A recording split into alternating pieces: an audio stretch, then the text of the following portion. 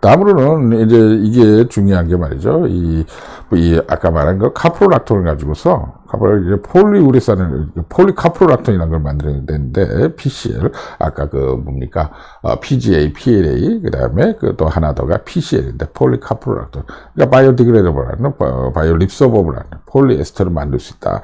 근데 이제 이 PCL 정도 되면 약간 그 흡수 속도가 더 더뎌져요. 더 느려집니다. 생체 내에서. 그러니까 이런 서로 코폴리머를 형성하면서 그러니까 PGA 같은 경우가 폴리글라이콜 생체 흡수가 가장 빠르죠. 그러니까 이제 생각보다 너무 빨리 흡수돼 버리니까 우리가 기대했던 효과를 얻을 수 없다. 그럴 때는 이제 PCL 계열로 폴리락톤, 카프로락톤 계열로 교체를 하거나 아니면 코폴리머를 만들어서 넣어줌으로써 일정 시간만 유지하고 적절한 시간 동안 유지하고 나머지는 깨끗하게 사라져 달라 이런 의미의 어떤 그 폴리머를 제조할 수가 있는 거죠.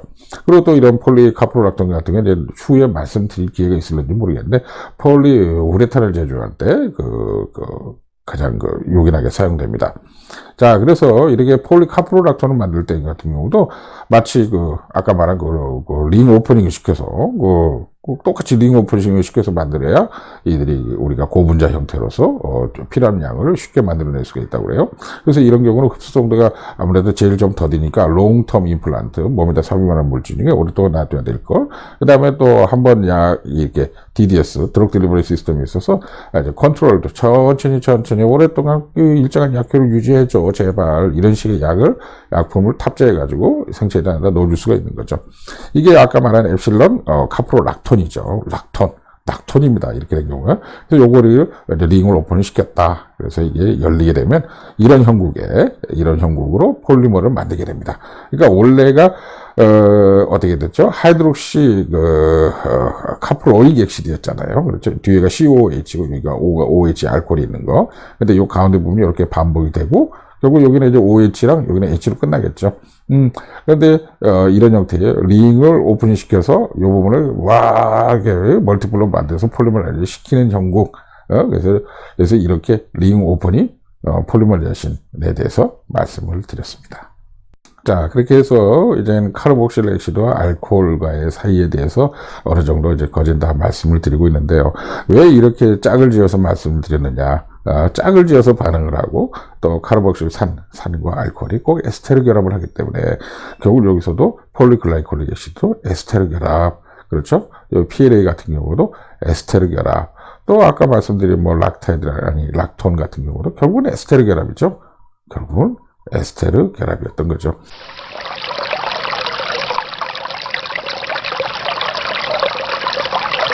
자, 그래서 이 락톤에서 이제 만들어진 게 이제 폴리카프로락톤 PCL을 만들었다 하는 것까지 말씀을 드렸습니다. 자, 그 후에 이제 거진 마지막인데요. 이 락톤을 말씀드리다 보면 꼭 헷갈리는 게 있는데 락탐이라는 게 있습니다. 어머, 왜 그러세요? 이건 너무 많죠. 끝입니다. 끝. 힌트 드릴게요. 아민. 락탐이니까 아민. 아마이드, NH2. 예, 그렇습니다. 한번 살펴보도록 하죠. 자, 락탐 말씀드린 대로 이 같은 경우는 락톤에다가 아마이드가 들어간 거다 이렇게 생각하시면 돼요. CO 이렇게 동그라미 여기서 아마이드가 들어갔다고 그래서 이거는 사이클릭 아마이드다 이렇게 보면 되는데 어떠세요? 비슷하죠? 아까 비슷하잖아요. 베타 락탐이라고 그럽니다. 락탐 이런 경우 감마 부츠로 락탐 왜 부츠로니까 하나 둘셋네 개잖아요. 4개. 그 다음에 이렇게 된 거는 델타 발레로 락탐 이렇게 된 거는 엡실론 카프로락탐이라고 그러는데요. 이 추후에 아마도 말씀드릴 것 같은데 이게 나일론 6의 원래가 되는 게 이 엡실론 카프로락탐입니다. 그래서 카프로락탐이라는 거, 이 나일론을 만드는 방법은 두 가지가 있는데요. 이 카프로락탐을 이용해서 쭉쭉쭉 같은 걸로만 이어가기 때문에 카프로가 6개잖아요. 그러니까 6개짜리로 쭉 이어간다 그래서 나일론 6라고 부릅니다. 나일론 6. 또 다른 방식은 이제 이거는 이제 독일식 방식이었고, 또 미국식 방식 같은 경우는 어떻게 되죠? 그게 헥사메틸렌 다이아민. 헥사메틸은 다이아민하고, 그 다음에 아디픽 액시드. 아디픽 액시드는 다이카르보닉 액시드 6개짜리. 그러니까 6개가 이어졌다. 그래서 이런 경우는 나일론 더블 식스 이렇게 부르게 되는 거죠. 근데 그건 뭐, 요거랑 조금 별개긴 한데, 하여튼 이 카프로락탐이 아주 중요하다. 이렇게 보시면 되고, 이것도 자세히 보면 말이죠. 요게 원래는 어느 거 하나를 잡아서 그려볼까요? 요걸로 그려볼까요? 요거 같은 경우는 원래는 요 부분이 COO 이렇게 COOH였을 겁니다. 그리고 요 끝부분은 NH2였겠죠. NH2. 그러니까 이렇게 쭉 이어져 있다가 여기가 아마 NH2였겠죠. NH2. 근데 요게 머리가 꼬리를 문 형국이 됐은 거예요. 그러니까 산하고 염기가 만났어요. 그럼 산염기 반응 아니야. 예. 이렇게 NH2가 이렇게 만나게 되면 펩타이드가 아마이드 결합이 일어나죠. 그래서 여기서 OH 떨어져 나와서 H 하나 떨어져 나와서 CONH. 그래서 이것도 결국은 보면, 아마이드 결합이에요. 아마이드 결합. 그래서 락톤하고 아마이드가 합성된, 같이 붙어 있는 것처럼 보인다. 그래서 락탐이라고 부르는 겁니다. 이게 왜 중요하느냐. 이 나일론을 만들기 때문에, 나일론 6의 원료가 되기 때문이죠. 그렇다 그러면, 이거 뭐, 나일론에서 다 얘기는 안 해도 이왕 나왔으니까, 나일론 6를 어떻게 만드는가, 엡실론 카프로락탐을 원료로 해서 만들거든요. 그래서 엡실론 카프로락탐으로 어떻게 나일론을 만드는지 한번, 알아보도록 하죠. 보게 되면, 결국 이것도 링 오프닝입니다. 그러니까, 아까 이게 엡실론 카프로락탐이라고 그러잖아요. 이 부분에서 끊는 겁니다. 이 부분에서. 자, 가위, 어디 갔어? 그렇지. 가위로 끊어내겠습니다. 끊어내게 되면 이제 덜렁덜렁 되겠죠. 그래서 이렇게, 이게 밑으로 내려와서 이게 벌어졌다고 쳐보세요. 그렇게 해서 벌어졌다 치고, 그 다음에 또 다른 게 그렇게 벌어졌다고 치면, 어떻습니까? 여기가 OH, NH2. 결국 이게 뭐죠? 펩타이드 결합, 아마이드 결합이 일어나는 게 CONH에 아마이드. 그래서 나일론을 부르기를, 나이롱. 나일론을 부르기를 폴리아마이드라고 부르거든요. 폴리아마이드. 그러니까 폴리에스테르, 아까는 에스테르 결합이었으니까 폴리에스테르라고 그랬지만, 여기 같은 경우는 아마이드 결합을 하기 때문에 폴리아마이드라고 부르는 거죠. 그렇죠? 맞습니까?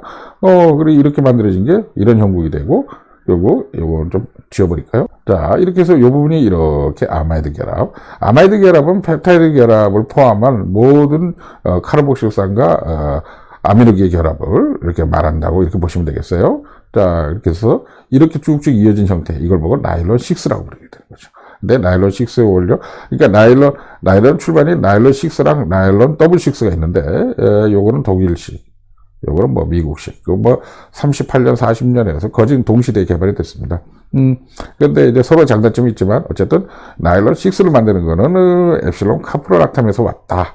요 정도까지만 기억해 놓으시면 훨씬 더 편할 것 같고, 제가 이렇게 말씀드린 거는 결국은 얼마 전에 말씀드렸듯이 그 카르복실산은 크게 두 가지 반응을 하는데, 첫 번째가 어떻게 알코올하고 만났을 때 산알코올 에스테르 형성하는, 그래서 폴리에스테르라는 섬유를 형성하게 되는 거고, 그 다음에 지금같이 아미노기를 만나게 되면 어떻게 됩니까? 염기로 보기 때문에 산염기 반응이 일어나게 되고, 결국 거기서 물이 빠져나오게 되고, 그런 반응은 결국 뭐죠? 아마이드를 형성하게 돼요. 폴리아마이드, 결국 나일론. 그래서 결국 결국 이 카르복실레 액시드가 반응을 일으키면 결국 C를 만들더라. 뭐 이런 식으로 아주 심플하게 얘기하면 되지 않을까요? 카르복실산은 두 가지 화학 반응이 일으켰는데 결국 C를 만들어. 어떠지? 폴리에스테르랑 나일론. 그럼 카르복실산 가지고 그러면 그 폴리에스테르랑 나일론을 만들었다고? 아, 그렇죠. 그런 셈이 된 거죠. 카르복실산이었어요. 그러니까 지금 제가 이렇게 말씀드리고 정리하고자 하는 것은 카르복실산이 결국은 알코올을 만나면 폴리에스테르, 우리 옷감 만들어 입는 거, 그 다음에 합성섬유, 그 다음에 어떻게 지금처럼 그 아미노기를 만나게 되면 폴리아마이드 반응, 아민을 만나게 되면 폴리아마이드 반응, 결국 펩타이드 반응 같은 형국. 그래서 그건 나일론이라는 C를 만들어. 결국 카르복실산은 어떻게 폴리에스테르라는 C를 만들거나 나일론이라는 C를 만들어. 더 심플하게 카르복실산으로 옷을 만들어 입어. 카르복실산으로 C를 뽑아. 이렇게 하면 되지 않을까요?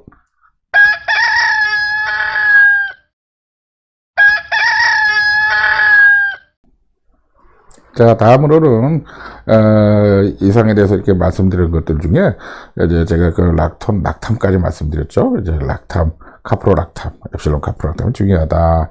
그 얘기를 말씀드렸는데, 이제 이렇게 해서 이제 카르복실레 액시드와 알코올의 분류는 거진 다 끝났습니다. 이제 마지막 다 끝났고, 마지막으로 이 아까 다이올 할 때 그 그냥 에틸렌 글리콜만 말씀드려가지고 너무 좀 아쉬움이 남아서 말이죠. 다이올도 여러 종류가 있거든요. 그래서 이 다이올에 대해서만 조금 더 정리해 볼까 합니다. 그래서 이 뭐든지 분류를 하고 거기에 이제 뭐 어떻게 좀 체계적으로 만들다 보면은 모든 게 이제 전체적인 윤곽을 볼 수가 있기 때문이죠. 그래서 다이올에 대해서만 조금 더 부연 설명을 하도록 하겠습니다. 말씀드렸듯이 이 2개짜리 짝 알코올, 짝술, 짝 알코올인 에틸렌 글리콜이 가장 대표적인 거다 이렇게 말씀드렸는데, 이거보다 더 간단한 것도 있어요. 아닌 것 같은데, 이거 가장 제일 간단한 것 같은데, 더 이상 어떻게 간단해져? 메틸렌 글리콜이라는 것도 있습니다.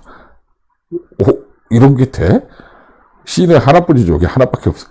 하나밖에 없는데, C는 팔이 4개니까 양쪽에 가질 수가 있어요. 그러니까 메틸렌 글라이콜이라고 부르게 되죠. 그 다음에 여기서는 에틸렌 글라이콜. 그리고 여기서 조금 힌트를 드리면요. 여기 에틸렌 이렇게 들어가잖아요. 이거는 보통, CH2, 를 의미하게 되죠. 메틸렌 같은 경우. 왜냐면, 렌이라는 건 하나 작다, 뭐보다 조금 작은 이런 뜻이 되거든요. 그러니까 메틸은 CH3죠. CH3보다 작다, 그래서 메틸렌이 된 겁니다. 그리고 에틸렌 같은 경우도, 에틸기 CH3, CH2보다 하나 작다. 왜? CH2니까. 3인데 2니까 하나가 뭔가 작은 거 이럴 때 보시면 에틸렌 이런 식의 의미를 부여하게 됩니다. 그래서 이름을 이렇게 붙였어요. 정말입니다. 제가 지어낸 게 아니에요. 원래 거보다 하나 조금 작은, 그래서 메틸보다 작으니까 메틸렌, 에틸보다 작으니까 에틸렌 이렇게 된 겁니다. 이거 모르셨죠? 자, 그다음에 이렇게 3개짜리는 트리메틸렌 글리콜이라고 부릅니다. 오호, 그렇게 되는구나. 그런 거, 하나 더 있어. 더 있습니다. 더 있는데, 4개만 일단. 테트라메틸렌 글리콜도 있죠. 어떻게? 카본이 하나, 둘, 셋, 넷, 4개짜리. 이런 것도 가능해집니다. 다이올이니까. 그래서, 이야, 이 다이올도 이렇게 분류를 할 수가 있네요. 그렇죠? 메틸렌 글리콜, 에틸렌 글리콜, 트리메틸렌 글리콜, 테트라메틸렌 글리콜. 근데 그 중에서 가장 대표적인 게 에틸렌 글리콜이 하는 일이 너무 많아서 요것만 먼저 말씀을 드린 거예요. 근데 이제 에틸렌 글리콜이 어떤 일을 하는지 한번 살펴볼까요?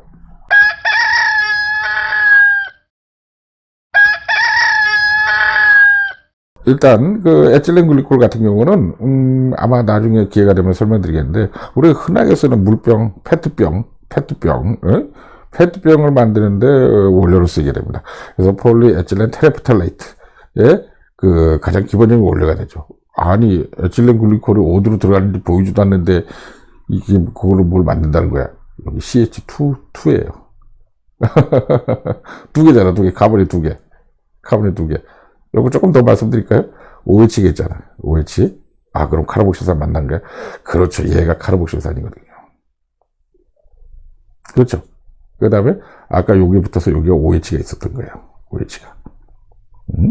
그래서 카르복실산의 OH랑 이 알코올의 H가 만나서 떨어져 나가고 2개가 이렇게 붙었잖아. 에스테르 결합을 했잖아.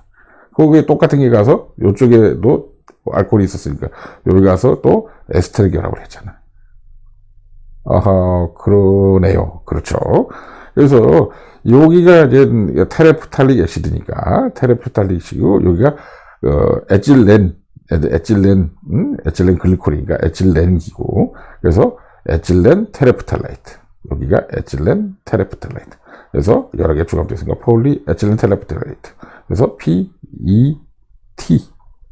페트병 이렇게 된 거죠. 아니, 그러면 다른 것들로 할 수 있는 거 아니야? 뭐 이런 거 트리메틸렌 글리콜, 테트라메틸렌 글리콜을 왜 못하냐고. 됩니다. 그것도 돼요. 이렇게 됩니다. 이렇게 되는 경우 보고, 이런 거는 폴리 트리메틸렌 테레프탈레이트. 그러니까 이런 경우는 뭐 어떻게 해야 되지? PTT 이런 식으로 불러야 되나요? 근데 하여튼 이게 우리가 어떤 요구하는 물성, 어떤 그 생산성, 또 뭐 이런 게 잘 안 맞기 때문에 뭐 99.9%는 다 이 페트로 우리가 생산하고 활용을 하고 있다고 그래요. 다른 걸로도 다 어느 정도 가능한 걸로 저는 알고 있습니다만은, 어쨌든 그래서 여기서도 보게 되면 말이죠. 결국 이게 페트병인데 페트병도 폴리에스터예요. 오, 그러네요. 폴리에스터입니다. 페트병으로. 결국 그렇기 때문에 페트병으로 우리 옷을 만드는 게 가능해지죠. 페트병으로 실을 만드는 게 가능하기 때문에. 왜? 폴리에스터니까. 폴리에스터는 실이잖아요. 실은 합성을 폴리에스터랑 또 뭐가 있다? 나일론. 폴리에스터랑 나일론. 기본적으로. 폴리에스터, 나일론. 그러면 그걸로 물병을 만들면 그게 페트병이 되는 거고, 맞습니다. 그걸로 실을 뽑아내면 폴리에스터가 되는 거고, 맞습니다. 그래서 페트병을 수집해서 재활용하면 다시 실을 만들 수가 있어요. 네, 됩니다. 서버 플라스틱 하니까. 자, 그래서 뭐, 페트병 수집하고 뭐, 이런 게 있죠. 물론 돈이 안 되고 가격이 얼마 안 하니까 그렇지만은, 그래서 그걸 재활용하기도 하고요. 리사이클링이 된다는 거죠. 리사이클링. 다른 거는 열 경화성 수지 같은 경우는 이게 이제 리사이클링이 안 되니까 결국 뭐 쓰레기밖에 안 되는데, 이런 페트병 같은 경우는 결국 옷을 만들 수도 있어요. 그리고 우리가 입는 옷의 대다수가 이 폴리에스터가 조금이라도 섞여 있습니다. 되게 이제 폴리에스테로만 옷을 만들면 여러 가지 또 단점도 있기 때문에 뭐 면이든 뭐 이런 거랑 같이 혼방을 하죠. 섞어서 짠다. 그래서 혼방이라고 그러죠.